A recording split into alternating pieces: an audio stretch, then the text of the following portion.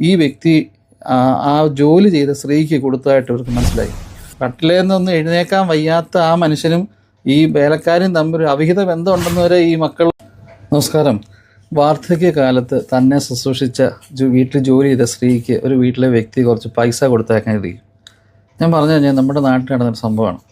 ആ വീട്ടിൽ പ്രായമായ ഒരു അപ്പച്ചൻ ഉണ്ടായിരുന്നു. അപ്പച്ചനെ നോക്കാൻ ഒരു സ്ത്രീ ഉണ്ടായിരുന്നു. ഈ അപ്പച്ചൻ അങ്ങ് മരിച്ചു.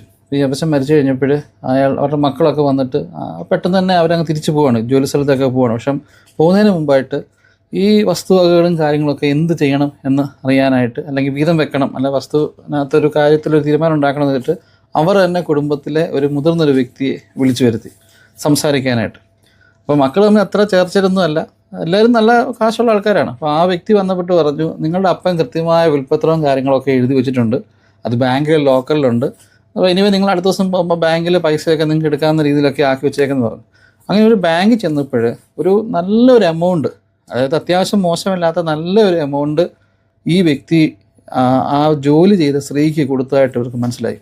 അയ്യോ, ബഹളമായി, ഭയങ്കര ബഹളം. അപ്പം എന്തിനു കൊടുത്തു, അങ്ങനെ അവർക്ക് കൃത്യമായ ശമ്പളം കൊടുക്കുന്നുണ്ടല്ലോ, ഇത്ര എമൗണ്ട് എന്തിന്? ഇപ്പം ഇവരുടെ മക്കളുടെ പേരിൽ നല്ലപോലെ സ്വത്തും എല്ലാ കാര്യങ്ങളും ഉണ്ട്, എന്നിട്ട് പോലും ഇവർ ഭയങ്കര ബഹളം.